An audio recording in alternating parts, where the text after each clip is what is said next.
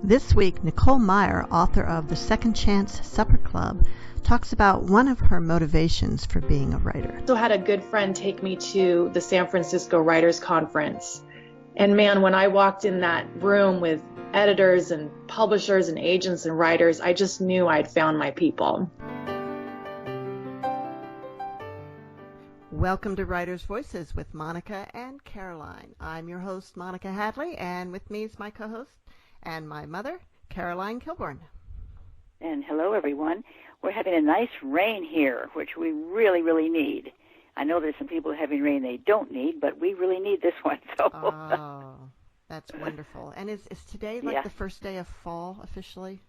Something like that? I don't know. September 21st? I think maybe it is.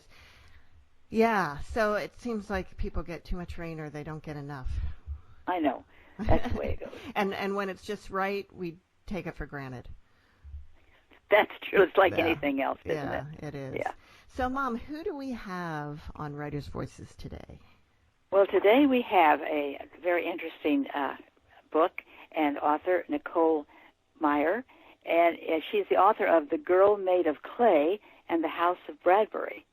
She's a native of Southern California who pulled up roots and moved to the Pacific Northwest, where she lives with her husband, 3 children, and a very nosy Aussie doodle. Visit her. Well, it gives her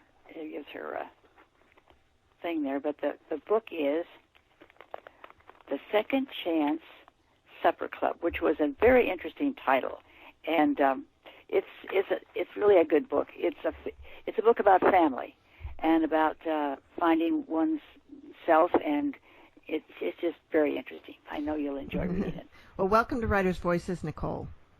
Hi, thank you. It's good to be here. Now, the Second Chance Supper Club is considered in the genre of contemporary women's fiction. Is that correct? Have I got that right? That's correct. Yeah, I am a women's fiction author, which just means I write stories about a woman's journey. And is this like your third published novel? This is my third. Yes, it just came out September 10th. Oh, congratulations. Thank you. Did you always want to be a writer? You know, I get asked that question all the time. And you don't have an answer yet. Well, I have an answer, but it's complicated. Yes, I always wrote when I was younger, but I didn't realize there was anything special about it. When I was a kid, I thought everybody did that. And then it was only until I became a teenager, I became aware that not everyone wrote little stories, and I was more self-conscious about it. So I actually hid most of my stories. I did go to college for creative writing, which I loved, but I never really had the self-confidence to think that I could just strike out on my own and become a novelist right off the bat. So I wound up working for magazines and, kind of shadowing the editor, internships and things like that. But it took a long time for me to really get the courage up to write on my own. And what do you think was what actually gave you that courage? What was the turning point for you? About I don't know, a dozen years ago, I lost my parents, and I realized life is short. I was approaching middle age and seeing, loved ones pass away, or some of my peers go through, battles with cancer and divorce and things like that. And I just thought, life is too short. If you have a dream, it's time to go for it. And so that really was kind of a catalyst for me. I also had a good friend take me to the San Francisco Writers Conference. And man, when I walked in that room with editors and publishers and agents and writers, I just knew I'd found my people. Oh. And you never looked back. I never looked back. I really just embraced the dream, and there was obviously a lot of failures and trials and errors along the way, but it was something I wanted so badly, and I just didn't give it up. I'm glad you didn't. Was the type of book that you write the type of book that you most liked to read? Yes. I do read widely. I think a lot of authors will say they try and read across different genres because it's a good education for us. But but I love women's fiction. I love reading books that are about a woman rediscovering herself. And that's certainly what I write. I write mostly about family drama just because I know about it so well. Is there a story behind that? Oh gosh, I'm one of 4 siblings, and with any sort of larger family, there's always lots of dynamics at play. But I do love the idea of stories about close relationships and family relationships.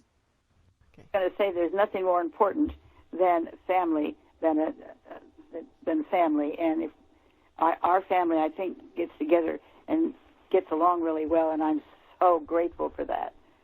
So grateful I have that you and your siblings get along.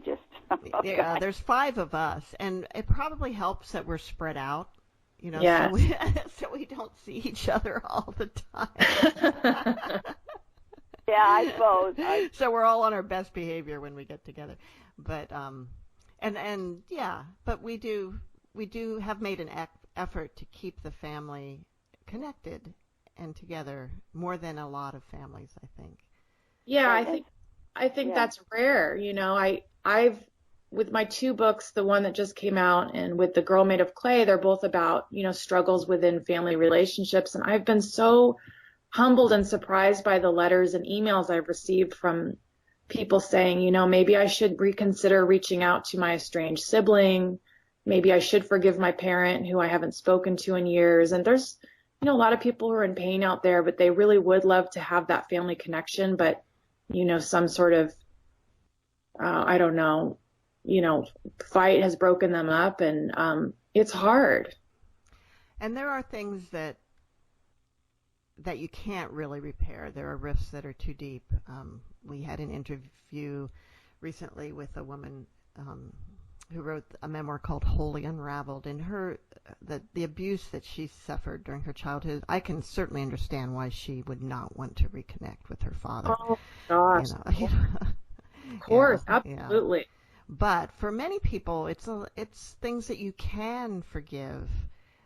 You may not be able to forget, but you can forgive. And forgiving is more, in my experience, is almost more healing for the person who's doing the forgiving than it is for the one who needs to be forgiven. I agree. I completely agree with that. And we don't always agree with our siblings' decision-making process, but in the end, we'd like to support them and feel supported. Right, right. So tell us a little bit about what inspired the Second Chance Supper Club. Okay, so a couple of years ago, I was attending an independent film festival in my town. I live here in Oregon, and we actually have a great film festival that comes every fall. And one of the documentaries I viewed was about a chef, and it was on a concept called underground dining. And that was a brand new concept to me. In the movie, the chef's life was kind of fraught with peril, but he was a Michelin star rated chef, and he was kind of running these speakeasies out of his apartment building. And I was fascinated. I remember thinking when I was watching the film, there's a story behind that story. And I left the theater that day taking notes on my phone because I thought I could make a book from this kind of concept. And then much later, when I really got into the meat of what I wanted to write about, I knew I wanted to write about sisters. And because I write women's fiction, I wanted to write about 2 females running an underground supper club. So it was the sisters. Mm-hmm. Now, this, I guess, is a real thing then, these underground supper clubs. Yes, it's a real thing. It's mostly popular in larger cities. It's kind of the concept of pop-up restaurants. Mm-hmm. They're truly kind of clandestine supper clubs where it's not really advertised. It's word of mouth, for invitation only. And it could be in an apartment, or could be in a wine cellar. It could be in the back room of a real restaurant. And it's really a place where food enthusiasts gather, and the chef will, put on a full, sometimes 7-course meal. And it's definitely becoming a trend. I recently spoke to a woman who works for one in Los Angeles, and she said it's like a 3-month waiting list just to get in there. And you have to be in the know. Yes, you have to be in the know. And in some cases, like in the case of the Second Chance Supper Club, it's quasi-legal. Yeah. I love how you put that. Yes, they're not, the person running it's not going to go to jail, but they certainly will be shut down and there will be heavy fines, just because the health inspections don't happen at that level because it is sort of a secret location. But these usually high caliber chefs, like I said, oftentimes Michelin star rated chefs who really take their craft to heart and take it very seriously. And what is the motivation for a chef to do this rather than have a restaurant? I can't speak from experience, but I imagine that it's because they are fed up with the industry, probably fed up for working for someone else, or they want to just push the limits of their creativity, and their current position at a restaurant does not allow for that. And these chefs have followings. A lot of times they're looked at by foodies as sort of celebrities. Mm-hmm. And so their following will go to where they're cooking, and they have the freedom to really do whatever they want for really appreciative clientele. And in this case, and I'm sure this is probably how they usually work, the chef determines what's being served that night. People don't come in and order. Yes, exactly. Like I said, sometimes it could be a 7-course meal, and it's the chef's decision, and it's usually something local and new and exciting. And they like to push their limits and see if the customers agree, Well, there's so many details in this book of the food and how she prepares it and everything. How did you know all that? You had to do some research on that, I assume. Yes, a lot of research. I watched a lot of YouTube videos. I do like to cook, but certainly not at that level. And so I just did as much research as I could, and that was really fun. You can watch so many chefs cooking online and just describing their food, and that was really fun for me. I love the research. How did you create the menus that were used in the story? Oh my gosh. Well, it was a combination of, things that I researched, and also the locale. I thought it was important for my character, Ginny, who is the chef in the book. I thought it was important for her to, support local farms and local butchers and growers and things. So I tried to think about what would be in the area. She's actually in the desert of Arizona. And so there's a tiny bit of Southwest influence, but also she came from a big city in Manhattan, New York. So she kind of brought her recipes with her as well. But it was definitely some research. Yeah, because there were times there when she went to the farmers market, and there was local produce there, and she wanted to use that in her recipes, and that was interesting. When she told that lady how to pick out a certain was it a squash or something? Yes. And, I thought that was interesting. And did you learn that on YouTube too? No, I mean, I have to admit that I'm sort of an avid farmers market attendee myself. I live in Oregon, and there are so many amazing farms and ranches around here. And so we have 2 very big, I shouldn't say very big, but big for where I live, farmers market that happen spring and summer. And it's amazing to go, just stall after stall of these gorgeous vegetables and fruits and locally caught fish. And it's so inspiring to go, and it makes me want to, try new recipes because there's so much out there. The revival of farmers markets is really fun to watch. I grew up in Lancaster, Pennsylvania, and the Lancaster County Farmers Market, I think, is the oldest, one of the oldest continually operating, if not the oldest. And it's in a big building, kind of open air building, and the stalls, the stalls are permanent. So there's other places like that. I know there's one up in Vancouver on I think it's Granville Island that's like that, and they're just the sights and the sounds and smells and of these places is pretty. It's a feast for the senses. It absolutely is. And when you're talking about that, it brings to mind we have Pike's Place in Seattle here in the Pacific Northwest, and that's an amazing permanent outdoor farmers market. Yeah. Now, why did you set this in Arizona? Well, I thought it was important to take two city girls and kind of pick them up and force them to grow roots where they're planted. I wanted to kind of shake up their environment. And I truthfully am such a fan of the desert, whether it's Tucson, Arizona, Santa Fe, New Mexico, Palm Desert, California.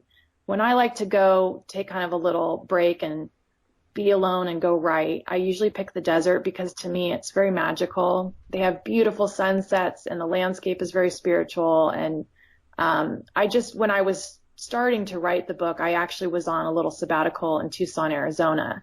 And I just thought, oh, this is the best setting. I want to see if I can, put this in the book. So that's why I chose Arizona. So you were actually in the locale to be able to describe it. And I'm assuming you went to the farmer's market there. Yeah, I mean, I really enjoy that setting. And it was just no question that that's where I wanted to place the girls because they also need to be a little bit isolated from the creature comforts of a city, and I felt that that was the right move for them. Right. Now, and also because Julia was, trying to get away from that whole thing, and yes, her former life, I could say. So that was good. That was good. So Julia's running away from some problems that occurred in her career as a broadcast journalist in New York City. How did you research how that would work? Oh, the broadcast journalism part? Yes. Yeah, that was just a lot of research. I pulled on a few, things that I remembered when I used to work, for magazines and journalism back in the day. And then I just researched as much as I could what the current landscape would look like for broadcast journalism in the city. And I thought it was an interesting time because we are all faced with the changing climate of the media right now anyway, and sort of the accusations of, is this, truth, or is this just something that is just, media spreading, or it's online? And I think that there's just a real shakeup right now going on in the media, and I thought it was great to have a woman sort of, being pushed out by maybe a younger model, and she's frantic to keep her job, so she'll just sort of say some piece of sensationalism on air to try and get the ratings up and keep her job. And what I was curious about was, and I really don't know the answer to this, so she was an anchor on a morning show, I think. Yes. And how much actual reporting do the anchors, the faces of these shows, are they actually out there getting stories? I think it depends on the network. I certainly think that the up and coming anchors have worked, prior to that position as a reporter or, out on the street. They don't write all of their material. They definitely have writers that do all of that, but they have these big sort of editorial meetings where they can pitch ideas, and if the producer likes it, they can run with it. But no, that doesn't happen all the time. Okay. So because Julia really seemed to still want to be an investigative reporter, even though she was now, the person on the desk, on the air, and I wondered how often those people are actually still doing the investigations. Yeah, it just depends on the network. I mean, I'm a huge fan of 60 Minutes, and I know that a lot of those anchors do investigate their own stories. It just depends on the network. Okay. All right. That makes sense. Um, well, why don't you read to us a little bit from the Second Chance Supper Club? Okay. So I thought maybe I would read the chapter where, so the two sisters have been estranged for 3 years. And I thought I'd read from the chapter where they finally reconnect for the first time. So just to set the scene, Ginny is running her underground supper club in Arizona.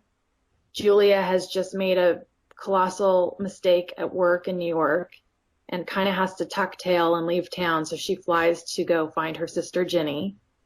And Julia has just arrived and thinks that she sees Ginny's house and thinks she sees Ginny's 21-year-old daughter fleeing the scene. So this chapter is actually told from Ginny's perspective. Okay, so chapter 9, Ginny. The words caught in Ginny's throat. Discovering her younger sister in her doorway had kicked up an unexpected tornado of grief and anxiety that swirled wildly inside her. Standing speechless, she tried to unscramble the bizarre turn of events.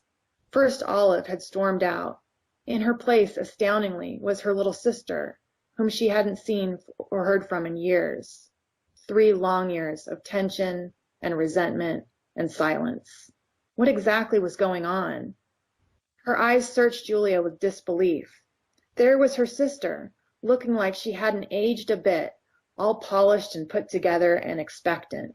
This was real. It just made no sense. A burst of laughter, followed by the clinking of stemware, trailed out from somewhere behind the dining room. Ginny cringed and then threw an uneasy glimpse over her shoulder toward the waiting guests. Hastily, she whipped her focus back to her sister. "Aren't you going to invite me inside?" "What are you doing here?" Ginny's inquiry was delivered with an edge of accusation. She opened her mouth to ask another question, but then snapped it shut. She hadn't meant it to sound that way, but this was the worst possible timing for an unannounced visit, especially one that could be volatile. She and her sister hadn't exactly parted on the best of terms, and now she didn't know how to feel or what Julia wanted. "I came to see you, and Olive." Julia's voice croaked, and she offered a timid smile. "Surprise!" Yeah, surprise is right. Ginny ran a hand over the back of her neck, her level of discomfort rising. Julia waited with blinking eyes. "I thought you might be Olive." "I think I saw her driving away," Julia said. A manicured hand waved in the direction of the road. "Does she have a Jeep?" That was her. Ginny deflated. She swiped the tea towel she was wearing at her forehead and then let it drop to her side. Damn, I can't believe she took off like that. She scanned the distance beyond Julia's shoulders. Fresh anxiety bubbled up. What was she going to do now? There was an entire evening's worth of dinner guests to wait on and no one around to help. Ginny couldn't afford to send anyone away. There was too much riding on the evening. Julia shifted, clearly uncomfortable. "Oh, well, hopefully she'll be back soon." "I don't know." Ginny felt the hope draining out of her. She studied Julia. "This is quite a surprise, but it's kind of She wavered. One part of her wanted to grab Julia by the shoulders and pull her close, to pepper her with questions about why she'd come, to find out if Julia was sorry and if she'd finally come to make amends. But the other part of her, the practical and responsible side, needed to send Julia away before the damage could be done. There was an entire room full of customers, paying customers, waiting for her. Food was likely burning on the stove at that very moment. Sauces would be curdled. Vegetables would go limp. Ginny had her daughter to blame. Olive had gotten too angry and left her mother in the lurch, right in the middle of preparing the main course. Because of this, there was now no one to serve, and time was not on Ginny's side. The evening was already running terribly behind thanks to Olive's antics, and another shift of diners was expected to arrive shortly. On top of all of this, Ginny's only sibling had shockingly appeared out of nowhere and landed on her doorstep with a heavy look of expectation. What was Ginny supposed to do? Julia faltered in the doorway, the points of her high heels balancing just over the threshold. Her voice rose into a tight question. I could come back tomorrow if you want. What was she to say? Ginny's mind raced. Her eyes darted to her wristwatch. She was so far behind. Plus, she was worn out. Between fighting with Olive and trying to keep up with the demanding double shift, her limbs were weary and her head ached. A layer of sticky sweat had settled just underneath her chef's coat. All she wanted to do was find a soft spot and collapse. But there was no time for that. Not if she wanted to keep Mesquite's reputation and get paid. She summoned up a bit of energy and then studied Julia. You for sure saw Olive take off in her Jeep. Julia pumped her head. Yeah, she looked like she was kind of in a hurry. Ginny snorted. You could say that. Anything I can do to help? Help. She did need assistance, preferably from Olive. Ginny's mouth twisted. She was ready to decline Julia's offer. It was absurd to involve her sister. Mesquite wasn't for everyone, and Ginny preferred to keep it that way. Besides, Julia surely didn't realize what she was asking, and she wasn't normally one to be relied on for help. Not really. But still, should Ginny accept? She didn't want to. The rational side of her brain knew doing so would turn out disastrous. How could she not? Yet Ginny's present circumstances felt equally absurd. She was overextended in every sense of the word. Gathering herself up, Ginny prepared to eat crow. And that was Nicole Meier reading from Second Chance Supper Club, and you are listening to Writers' Voices with Monica and Caroline. So, and then you get this a page turner because you want to know what happened. So you read us a chapter from Ginny's point of view, and there's also chapters from Julia's point of view. So I wanted to ask why you made the decision to do it from multiple points of view, and whether that makes it easier or harder to write. Oh gosh, it's always a challenge, for me at least, to write different points of view because you have to make sure each voice is sort of unique, and that the reader can tell the voices apart. But I thought it was important in this scenario because everyone behaves the way they do because there's a backstory, and I thought it was so important to show Julia's backstory and Ginny's backstory from their perspective. I think it makes them a little more human. I think it lets the reader maybe root for them a little bit more. But yes, it definitely is hard for me.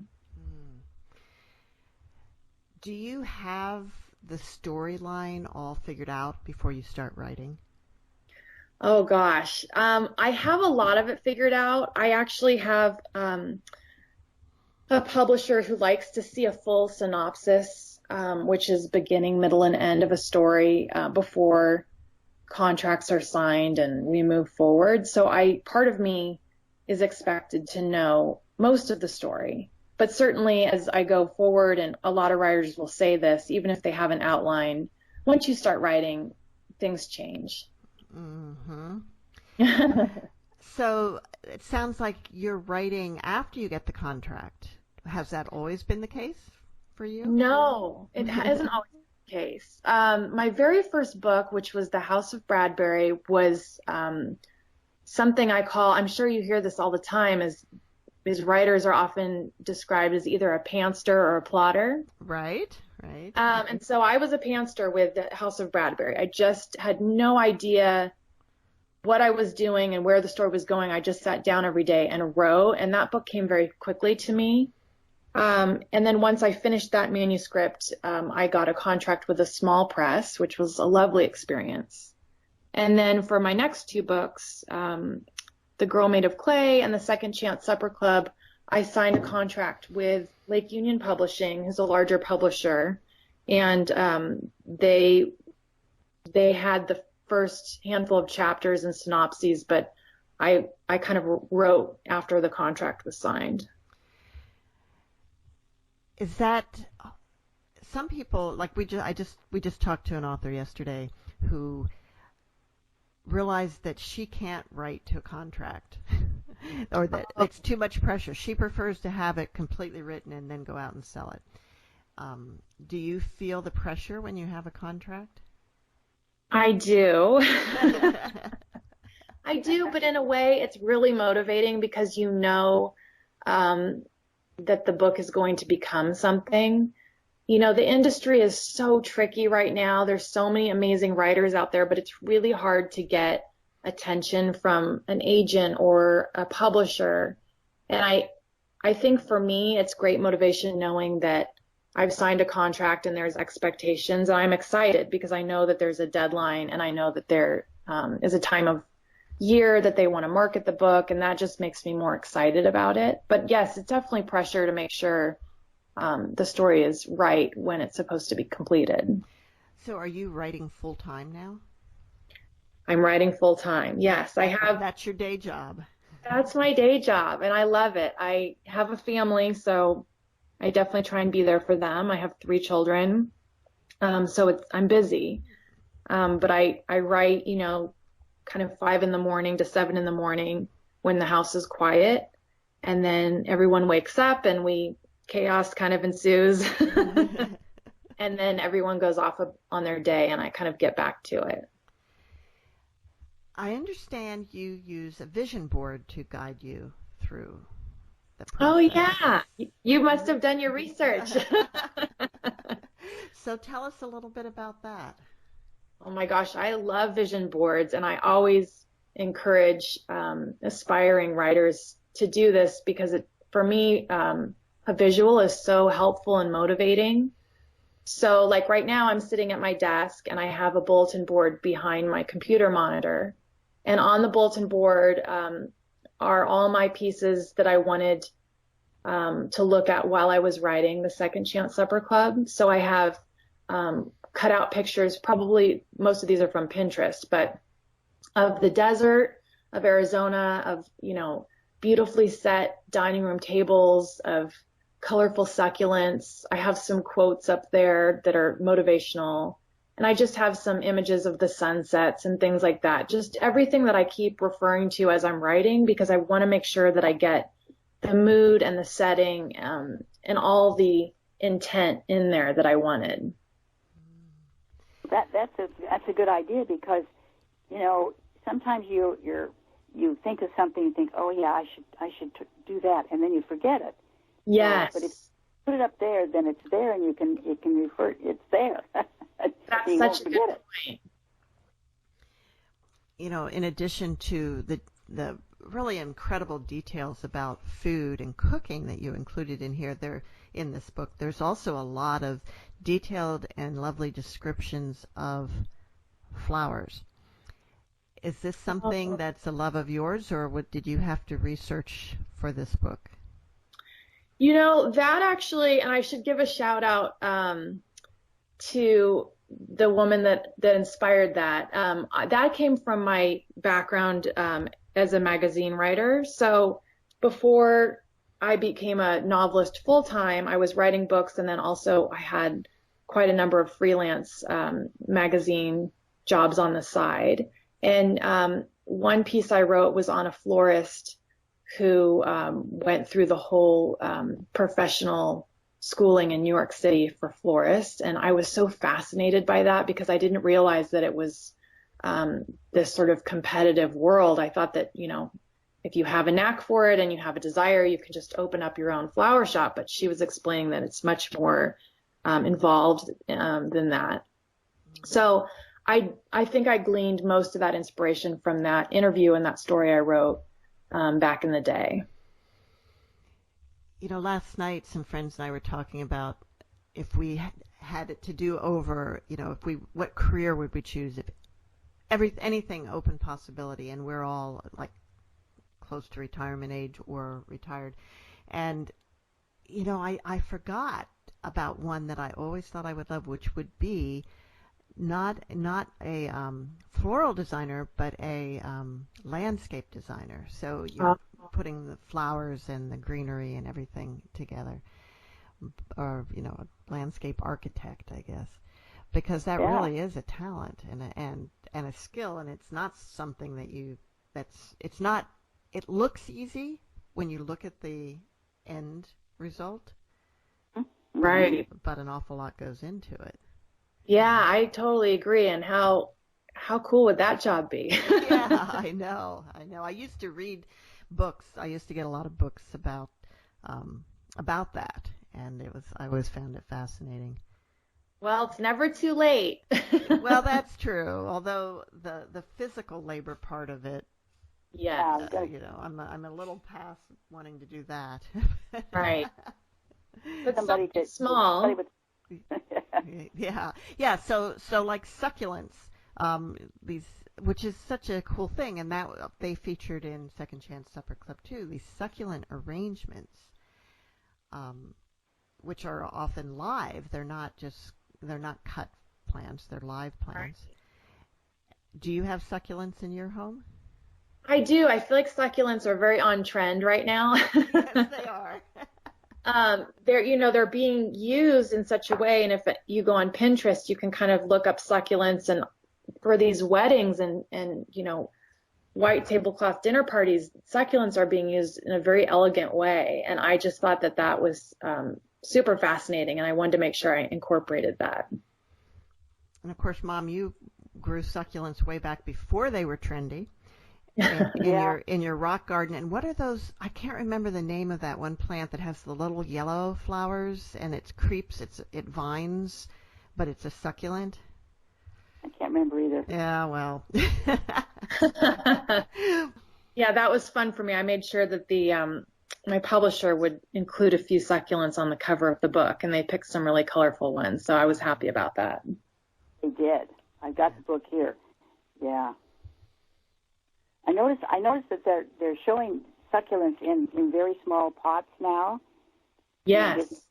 In the stores, and like in a drugstore, you'll come across a display of them. And I thought that was kind of neat. Yeah, and I actually attended a wedding shower for my niece not too long ago, and one thing this is a bit of a tangent, one thing I didn't realize at wedding showers is that the attendees get little goodie bags these days. I didn't know that was a thing, but one of the ideas of the goodie bags was that everyone walks away with a succulent.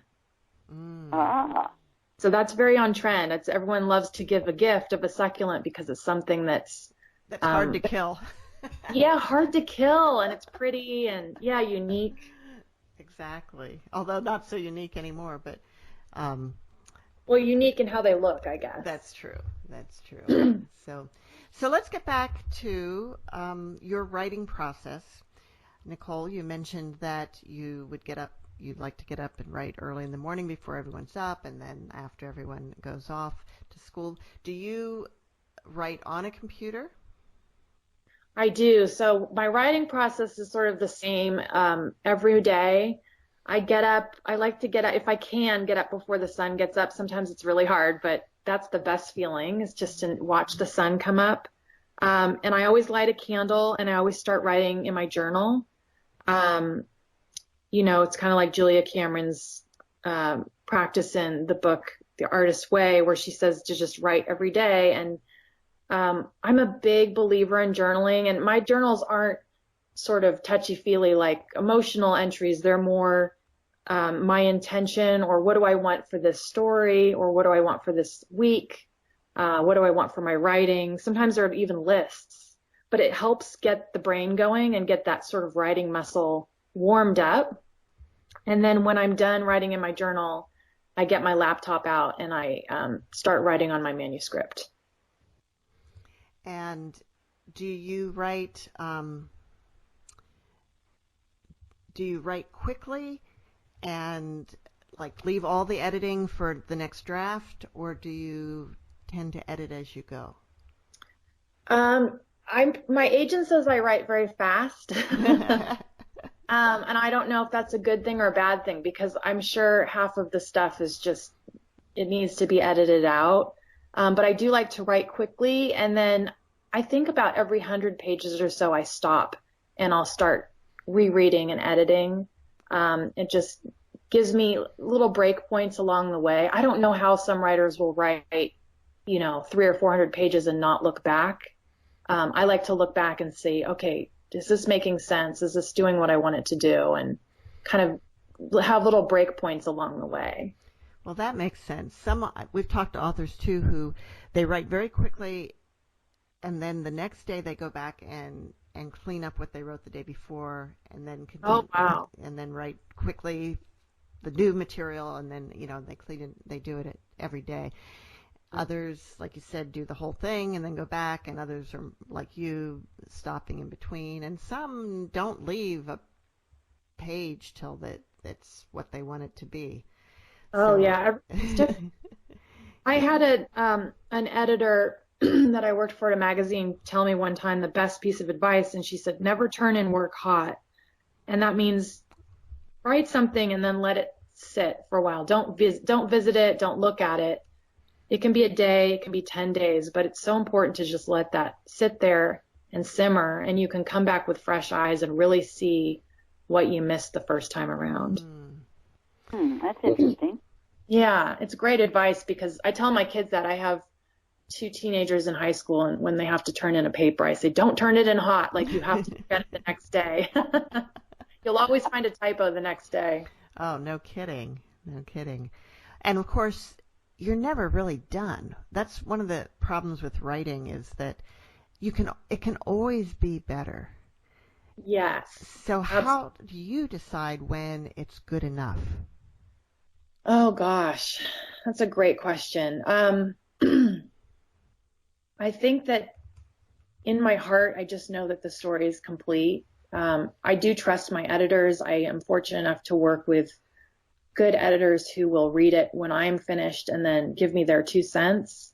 I think if I didn't have that support system, I would be very nervous about, am I stopping at the right spot or not? But I think my heart just knows, okay, the story is complete. I've had the characters go on the journey that they were meant to go on. And now it's time to put down the pen. But it is hard. When you're starting a new book, are you starting with with the plot in mind, or do you start with the character and then the plot comes out of the character? It depends on the book. It's usually a little of both. And to be honest, I'm a visual person, and it's always either a photo or an article that sparks the story for me. So it has to be an image first, and then I build around that image. So my very first book was about Ray Bradbury's real life house in Los Angeles.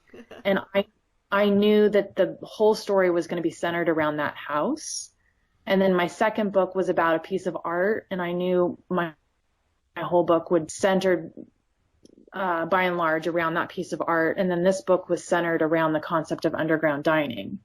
And then the characters came secondary. So it kind of depends on the book.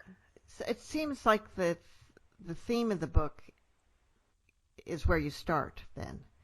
Yes, Yeah. I would. Yeah. Now, do all of the books have some romantic element to them? It wasn't real prevalent in Second Chance Supper Club, but it's there, kind of simmering under the surface. No, they don't. Most of my books do not have any romance. If they do, it's just very secondary. I'm really uncomfortable writing romance. I don't think that I do it well, so I kind of shy away from it. Yeah, so I don't typically read romance books, so I don't think that that's my wheelhouse. Now, what about historical fiction? Have you ever thought about doing that? I have played with the idea, and I have so much respect for historical fiction authors, because the amount of research and just getting it right is just so important. And I think that the getting it right part is what's intimidating, because you are representing some actual point in time in history. And if you get it wrong, people are not very forgiving. Readers aren't very forgiving. So I've thought about it. I certainly love to read historical fiction, but it's tricky. Well, the reason I asked you that was because you do seem to like the research aspect of writing, and you probably, I would say, do more research than most contemporary fiction authors do. Mm. And so that's why I thought, maybe you'd like going all in on the research. Yeah, maybe someday. I think, I can't speak for all readers, but I can speak for my book club. We like to pick books where we learn something. So even if it's a contemporary story and it's all fiction, it's always fun to learn something we didn't know. So I hope my readers get to learn about underground dining. That's something fun and different. And I think the research is important for that kind of an idea. Absolutely. You're listening to Writers' Voices with Monica and Caroline, and our guest today is Nicole Meier, author of The Second Chance Supper Club. I was wondering about, Julia's thing that she does in the city, and how did she get into that? I mean, what was her motivation to be a newscaster? How did that work out for her? Oh, I think that she always had big dreams and a vision for herself to sort of get out of her small town and be somebody important. And in her mind, that kind of importance comes from being on television. I do touch on a little bit how she did really love the beginning of her career, even though it was hard to go out and kind of be a beat reporter and go out and find stories on her own. But I think, like many women, she got caught up in the idea of success. And once she hit a certain level of success, she found that she no longer recognized herself. And maybe it wasn't as fulfilling as she thought when she was younger. And I think that happens to a lot of career women. We are heads down, making sure that we're following a certain path. But sometimes when we look up, it's like, what is this where I really envisioned myself? Well, she had, and then of course after she had the difficulty, and she was sort of blackballed. Then she was afraid people were going to recognize her. That's always kind of ironic. Yeah, she was kind of raw and vulnerable, and I thought that was important because we need to really kind of tear her down in order for her to slink back to her sisters and seek redemption. Mm-hmm. Now, Nicole, which of the characters in this book is most like you? Oh, gosh. I don't really know. Maybe Julia. I have two sisters, and they're always paranoid I'm going to write them into the book. And do you? I don't know. I think that they think I do. I'm sure that one of my sisters will think that there's parts of her that are Ginny. Mm-hmm. And parts of me that are Julia. I try not to, but I think it was Elizabeth Gilbert had said, every piece of fiction is nonfiction and vice versa, because authors have to put some of themselves into a book. Mm-hmm. I try not to, but gosh, maybe parts of Julia. I'm not sure. I'm sure that's true. I mean, you're so involved in the story and the research. I don't know how in the world you can not put yourself into it, Right. It's very, very hard not to. So, Nicole, you mentioned that you belong to a book club. Yes. And I'm sure that your books are very popular among book clubs. I love visiting book clubs. That has been something that I have had so much fun doing over the years. I live in such a great community, and in the summers, I usually find myself visiting at least a dozen book clubs. And gosh, they're so much fun. The women and men who are part of these book clubs, first of all, make the best food. And they're all so engaged and interested. And I Skype book clubs every once in a while that are not in Oregon. But when I get a chance to visit a book club, I'm never disappointed. It's always the best interaction. So are book clubs kind of the replacement for the old book tour? Yes, I actually wrote an article on that a few years ago. I think that this is such a different day and age where we have social media and readers can find out so much more personal information about an author online, is that I think part of that has hurt sort of the bookstore visit experience, because readers a lot of times think, oh, I can find all this out online. I don't need to attend a book reading at a bookstore. That's not always the case, but I'm finding that the attendance for whomever the author is seems to be down over the past few years in an actual store for an event. But when I go to book clubs, there's a lot of people. They're very engaged. They're all buying more books once I get there for their, sisters, mothers, birthday presents, Christmas gifts. To me, the book clubs feel like the new book tour. Now, do you have a strong social media presence also? I do. I'm on Facebook and Instagram and Twitter. And I do love it. I know it has its downfall. It can suck a lot of your time, but I do love hearing from readers. And I think that there's a lot of great authors supporting one another out there on social media, and that's been amazing as well. Is it important that you post frequently? Yes. And does that take time away that you'd rather be writing your next book?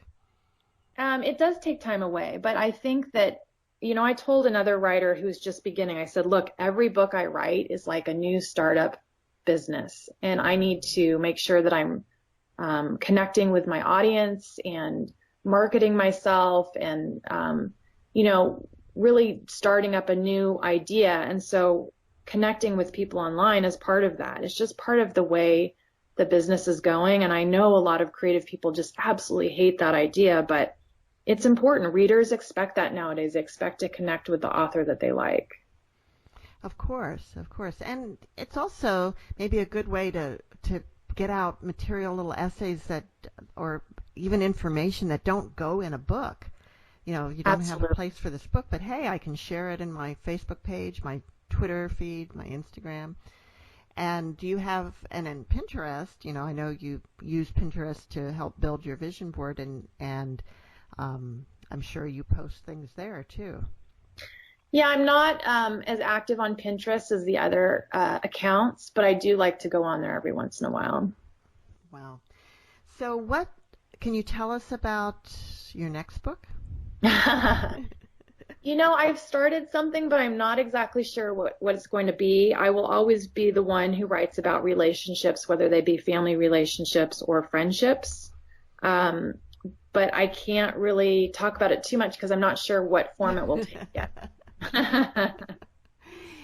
How long does it take you from start to when you're finished to write one of your books? Because I've been on contract, I've had deadlines, so that does dictate the timing of it, but it usually takes me about a year to write and then a few more months of editing, and then the book is ready to go into the marketing phase. And it sounds like you wait until one book is completely done through the editing phase before you start on the next? Yes, that's correct. Yeah. It's hard to focus if I've got too many irons in the fire. Yeah. Do you have a list of sort of ideas? Like you mentioned that each one of your books was sparked by a certain visual image or film or article. And do you keep a list of things like that have kind of piqued your interest that may end up being future books? I do. I have a list on my phone, actually. I walk my dog every day, and I always listen to a podcast or NPR or something in my headphones when I'm walking. And a lot of times I get my ideas from listening to those things. If I hear a really interesting interview on NPR, I write down, oh gosh, that could totally be a book idea. And then I'll write that down on my phone just to make sure I don't forget it. So how long is that list? It's pretty long, but there's some ideas that will probably get tossed because there's not enough meat to them. Well, true. That's true. Yeah. But it's good to have, because publishers always want to know what's next. What do you have next? Because they don't want to back someone who's just a one-off. They want a career author who has a whole bucket of ideas. Nicole, have you ever had a character surprise you when you're writing? I did in The Girl Made of Clay, which was the book that came out before this one. I sold it to my publisher as just a perspective from the daughter. It's actually a father-daughter story. And I sold the concept of just the story from the daughter's point of view. And then I got 4 chapters in. This was actually before I started writing it. I got 4 chapters in, and I heard a man's voice in my head, and he was in a hospital bed and he was in pain. And I thought, okay, the father needs a voice. He is very clear in my head, and he needs to have his own perspective. So that was super surprising to me. So in that case, you wrote from a male perspective. Does that present some challenges for you? It does. I channeled some people that I know. So that helped. But yeah, that was intimidating because I thought, oh my gosh, how am I going to speak like a, older, grumpy man? But somehow I did it. You've probably known a few in your life. I have known a few, that is for sure. Do you have like your husband or a close friend who's a first reader for you? Yes, I have a very close friend. Her name is Gretchen, and she's usually my first reader because she reads everything that I read. We're in the same book club. She loves the same genres that I do, and I trust her wholeheartedly. So she's usually my first reader. And she's supportive, which helps. She's amazing. She's actually the one who sits with me a lot of times on book tour and will sit at the table with me when I'm signing books, and she's kind of my wing woman. Well, Nicole, it's been a lot of fun having you with us today on Writers' Voices. Thank you so much. Nicole Meier is the author of The Second Chance Supper Club. Do you have some quick advice for want-to-be authors? Yeah, I'll share what another author told me when I was first starting out. And it didn't make sense to me at the time, but it did after a while. And that piece of advice is to start small. So for me, that was just writing very small travel pieces on a blog. And then I started my own blog, and then I started getting freelance magazine jobs from there. And then I built up my confidence. You have to learn how to work with an editor. That was very important. And once I kind of went through those steps, I got bigger and bigger and finally started writing my first novel. So start small. That sounds like good advice. And Mom, do you have some closing words for us today? Well, actually, this is a quote from the book. It's something that Julia, one of the characters, said. Sometimes it takes jumping into someone else's life to let you step back and look at your own and sort out the problems. I think that's very good advice. Thank you. Thank you, and see you all next week on Writers' Voices.